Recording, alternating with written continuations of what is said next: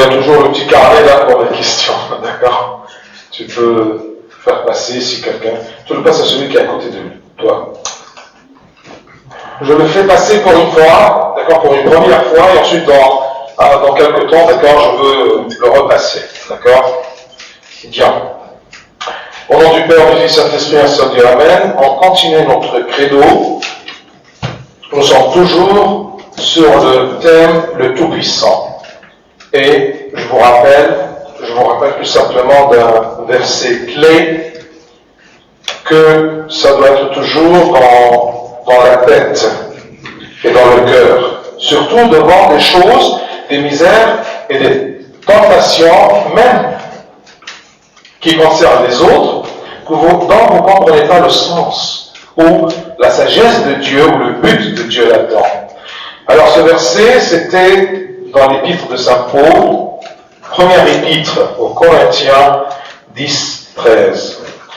Aucune tentation ne vous est survenue qui n'ait été humaine. Humaine, c'est-à-dire que c'est une tentation supportable par les humains, ou ça concerne les humains. Les humains peuvent la traverser, d'accord? On peut la supporter parce que c'est humaine, vous voyez? Et aussi, ça vient toujours des humains, que ce soit de toi-même contre toi-même, ou que Dieu même, s'il permet une tentation, il peut utiliser des humains pour tenter les humains. Vous voyez? Donc, humaine, premier degré, c'est-à-dire que c'est pour les humains, ce n'est pas des tentations, d'accord, au niveau des anges et des archanges, non. Vous voyez? Aucune tentation, aucune, c'est précis, aucune tentation ne vous est survenue qui n'ait été humaine. Et Dieu, qui est fidèle, ne permettra pas que vous soyez tentés au-delà de vos forces. Mais avec la tentation, il préparera aussi le moyen d'en sortir, afin que vous puissiez la supporter. Fidèle. Pourquoi ici, c'est un point précis que, et Dieu ne permettra pas que vous soyez tentés au-delà de votre force. Mais Dieu qui est fidèle. Il est fidèle à quoi? D'accord? Pourquoi il dit ici que Dieu nous rappelle qu'il est fidèle? Il est fidèle vis-à-vis de ses promesses. D'accord? Dieu nous a promis de nous protéger. Dieu nous a promis que son œil est sur nous, d'accord? Depuis le commencement de l'année jusqu'à la fin. Vous voyez? Que dans le monde, il y aura de la malheur, d'accord? De détresse, mais, croyez-moi, j'ai vaincu le monde. Donc tout ça, ce sont des promesses, et il est fidèle à ces promesses. Alors, Dieu qui est fidèle ne permettra pas que vous soyez tentés au-delà de vos forces, mais avec la tentation. C'est accompagné, hein, d'accord? C'est ne peut pas faire la tentation, ensuite, après des années, et on voit. Non, avec la tentation, il préparera aussi le moyen d'en sortir. D'en sortir, sain et sauf du point de vue quoi? Un mot plus précis, spirituel. C'est large. D'accord? Comment un martyr a subi une tentation, il s'en sortit. Mais il s'en sortit quoi? Mort. Mais comment ils sont sortis, ce martyr-là? Oui, vainqueur, mais qu'est-ce que ça veut dire? Sain et sauf, de point de vue quoi? Exactement, c'est ça. Parce que c'est par la foi que tu peux rentrer au royaume des cieux. C'est par la foi, d'accord, que la personne est baptisée et prend les sacrements. C'est par la foi qu'il croit bien. Il espère bien qu'il y a un héritage. Alors, il lutte. Mais si tu n'as pas la foi, comment veux-tu, d'accord, suivre le chemin du Seigneur? Si tu n'as pas la foi en Christ et en ses promesses, et qu'il y a une vie après, et tout ce truc-là. D'accord? Et celui qui va choisir le chemin de Dieu, il sera heureux pour l'éternité. Si tu n'as pas la foi en ça, comment tu vas la suivre? Donc la foi. Et tout ce que Satan essaie de faire, c'est de briser, de casser ta foi. Ta foi, c'est de dire que la sûreté dans ce que j'espère. La sûreté dans ce que j'espère. Parce que ce que j'espère, je ne le vois pas. Saint Paul nous a dit ça. C'est la foi, c'est quoi? C'est la sûreté, je suis sûr. C'est ça la foi. Être sûr, d'accord, dont j'espère. Et puisque j'espère, je ne le vois pas. Exemple. D'accord, je suis sûr qu'il y a un royaume de Dieu, royaume des cieux. Je suis sûr de ça. Vous voyez? Oui, je suis sûr. Est-ce que je vois le royaume des cieux? Je ne le vois pas, mais je l'espère. Oui ou non? Est-ce qu'il y a quelqu'un qui a vu le royaume des cieux? Non. Mais tous, on a la foi dans ce royaume des cieux. On espère. Mais quelqu'un qui dit, je me rappelle, c'était un homme assez âgé, déjà d'une quarantaine d'années. Il a eu un problème avec son prêtre, c'était un catholique, mais il a changé en orthodoxie, tout ça, d'accord, ouais. Mais pourquoi? Parce que tout simplement, il a eu une querelle avec le prêtre. Le prêtre lui donne la communion, il lui dit le corps du Christ. Qu'est-ce qu'il devrait dire? Hein? Amen. D'accord? Amen. Alors tout simplement en présentant le corps de Christ, il lui répondit, j'espère. D'accord? Vous voyez? Sainte Bernard, elle a dit, vous voyez? Alors ça c'est une espérance, mais sans sûreté. Il espère, mais il n'est pas sûr. Donc la foi, c'est être sûr de ce que j'espère. Et ce que j'espère, je ne peux pas le voir, parce que si je le vois, je n'espère plus. D'accord? Parce que c'est devant mes yeux, devant mes sens. Donc, Dieu qui est fidèle, ne permettra pas que vous soyez tentés au-delà de vos forces. On a vu humain, on a vu fidèle, on a vu l'accompagnement de la sortie de secours, et sortir comment? Avec une foi intacte. Mais si tu as une jambe coupée, ou une maladie, ou même le martyr qui a eu une épreuve, et ils sont sortis morts, mais il est sain et sauf de quoi? De point de vue quoi? De point de vue sa foi, avec laquelle il ne peut pas se préparer ou suivre le chemin de Dieu. Au-delà de vos forces, le problème, c'est que dans la lutte, personne n'estime bien sa force. Dans la lutte et la fatigue, on sous-estime toujours notre force. D'accord? Mais dans le désir, on surestime notre force. Vous voyez? Dans tout ce qui est mondain, d'accord? Dans tout ce qui est, loisir, plaisir, d'accord? Eh bien, on dit non, je peux faire. D'accord? Vous voyez? Dans tout ce qui est gloire terrestre, d'accord? La personne dit toujours, ah oui, je peux. Surestimation de sa force. Mais quand on te dit, allez, il y a tout simplement la voiture de Mario qui est en panne, on fait un coup de pouce, on va pousser, chacun se retire. Pourquoi? Hein? Mais où est votre force? Ah non, quand on veut donner, on sous-estime notre force. Ah, je ne peux pas. Mais quand on veut prendre, alors tu veux bien. D'accord? Je ne peux pas dire assez. Ou je ne peux pas dire, ah non, je ne pourrais pas prendre. Non, j'en veux. Donc,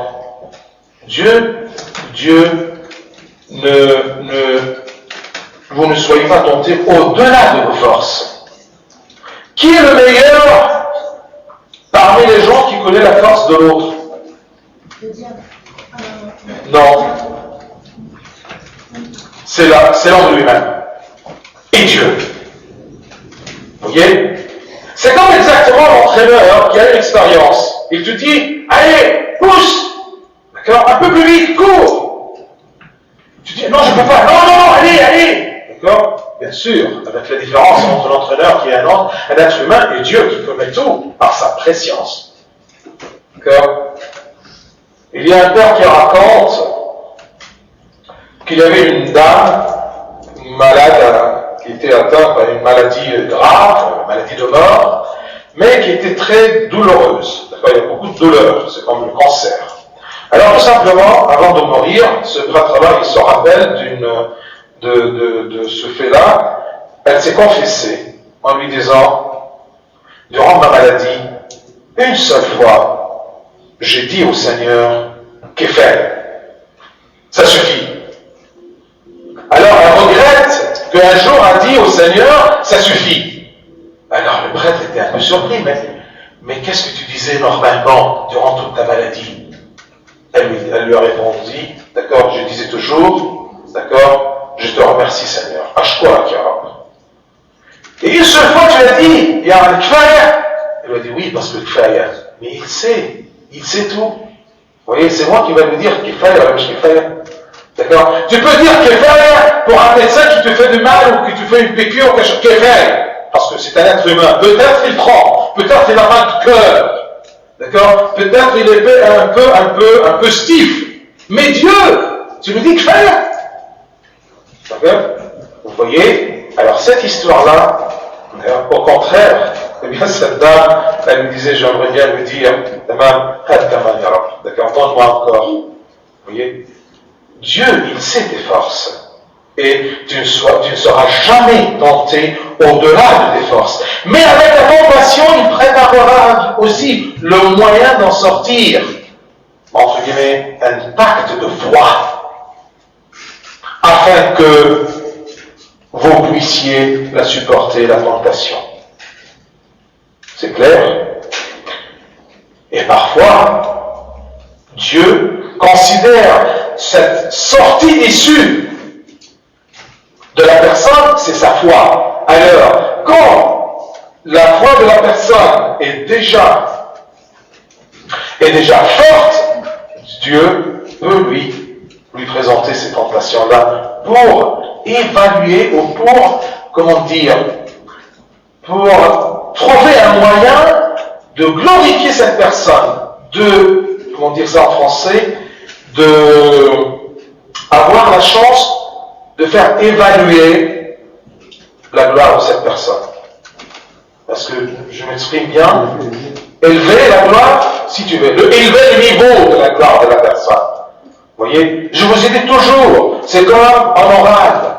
L'oral, il y a des questions standards. Si tu ne connais pas, tu es bloqué la gorge, d'accord, ou collé la gorge. Alors c'est terminé, tu ne passes pas. D'accord. Ensuite, il y a un niveau de questions. Si tu connais, d'accord, tu prends des notes. Si tu ne connais pas, d'accord, tu descends au niveau standard. Il y a d'autres questions. Si tu connais, tu es excellent. Si tu ne connais pas, tu es toujours très bien, tu ne descends pas. Alors Dieu aussi, d'accord, il est comme ça. Tu as une foi, un niveau spirituel assez fort, il connaît tes forces. Pas tes forces, mais tes forces, ta foi. Et d'après tes forces, il te donne, parce que ce qui te soutient durant la tentation ou durant l'épreuve, c'est ta foi. Vous voyez, ta force intérieure. Regardez, il y a un verset que j'ai trouvé, mais vraiment, il y a très expressif. Qu'est-ce qu'il dit? Il dit que une minute, je l'ai écrit, moi j'ai noté là. Une minute.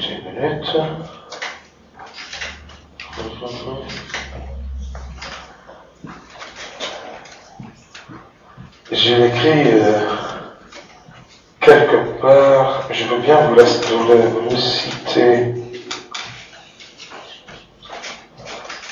C'est parce que je l'ai trouvé par hasard.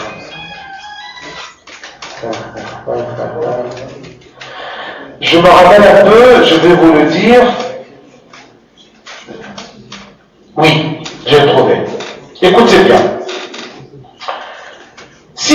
faiblis au jour de la détresse, si, c'est un proverbe, c'est une sagesse, si tu faiblis au jour de la détresse, ta force n'est que détresse.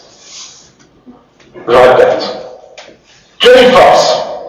Cette force-là, ça sert à quoi? Cette force sert le jour de la détresse. Cette force de foi, d'accord, elle sert et elle ne se met pas en valeur que le jour de la détresse. Vous voyez? Oui, moi je suis fort, moi je suis fort, moi je suis fort, c'est très bien. Qu'est-ce qui prouve cette force? Ou elle la met en valeur quand tu veux quelque chose, d'accord, ou tu utilises ta force de pousser ça. D'accord? Alors, si tu dis je suis fort, et le jour ou le moment que tu as besoin de cette foi, de cette force, tu t'affaiblis. Donc ta force qui est en toi, c'est déjà une détresse parce qu'elle ne sert à rien. Alors, est-ce que tu as une foi? Est-ce que tu as une force intérieure? Oui ou non? Et méfie-toi. Si tu te dis que tu as une force, une foi, et le moment où tu as une tentation devant toi, tu t'affaiblis. Donc, méfie-toi parce que tu n'as pas de force. Oui. Ça veut dire qu'on n'a jamais, normalement, on n'a jamais le droit de... Silencieux. On n'a jamais le droit de, entre guillemets, d'échouer à une tentation. C'est-à-dire que s'il y a une épreuve, il faut qu'on sorte vainqueur pour la foi. Sinon, ça veut dire que je déprime alors parce que... Je réponds d'une façon un peu directe, très orthodoxe. D'accord? Tu n'as pas le droit d'échouer parce que ce n'est pas toi qui as réussi, ce n'est pas toi, d'accord, qui combatte, c'est le Christ qui combat en toi. S'il te plaît, Georges, ça me gêne dans les yeux.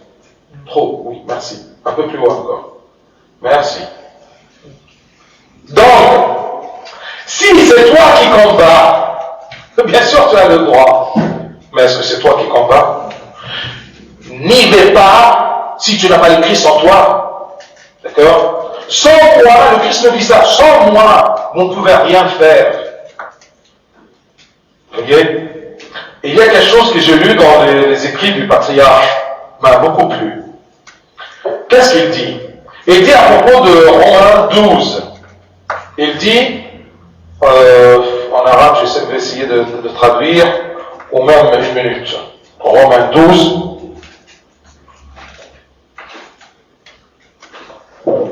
il dit à propos du mal, je vais chercher le terme, c'est haïssez, si je ne me trompe pas, haïssez le mal. Une minute, Romains 12 à peu près 9.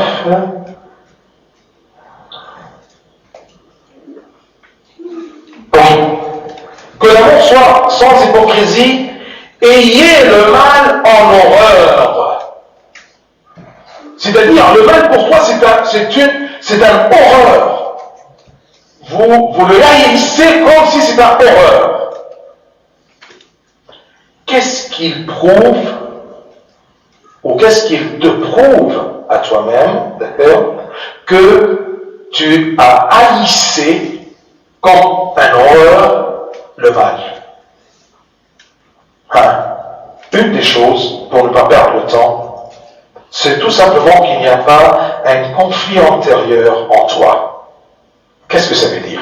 Celui qui haït le mal, il n'a pas le sentiment de je fais pas.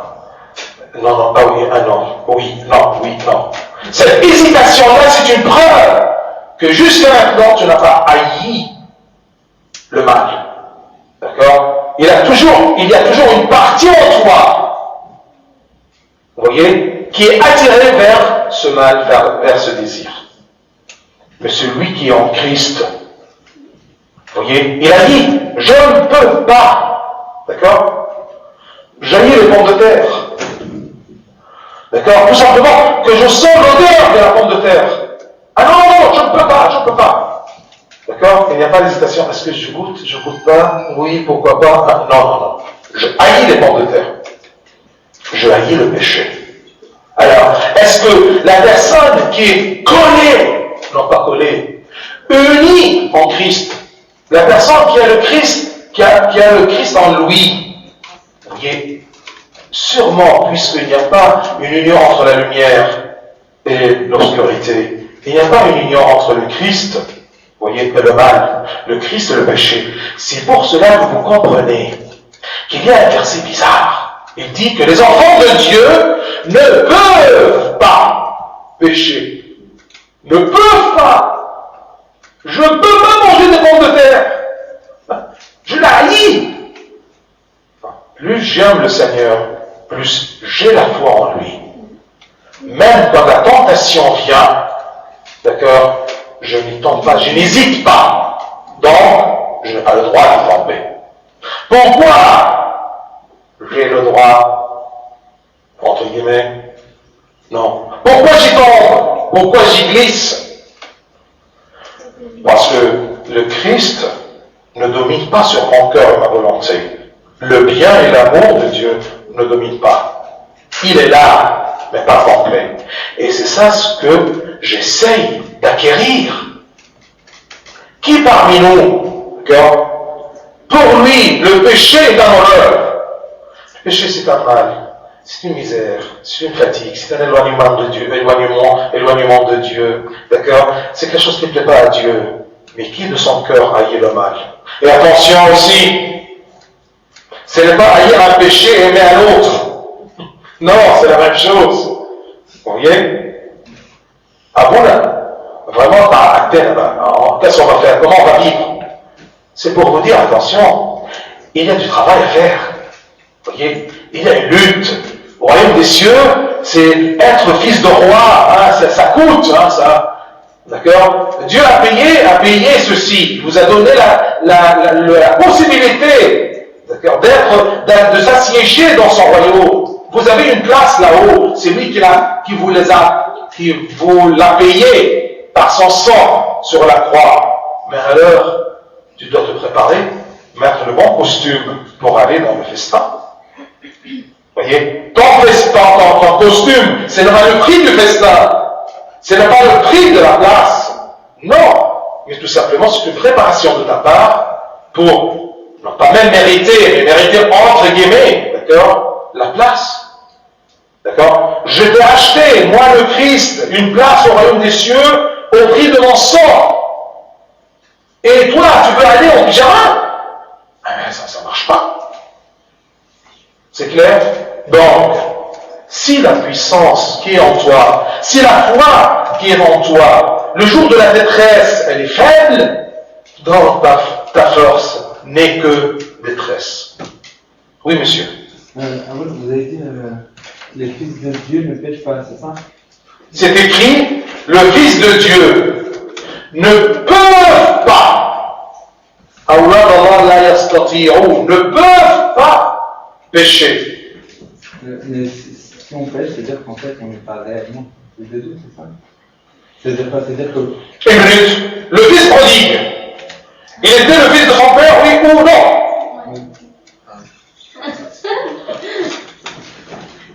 D'accord? Il était où?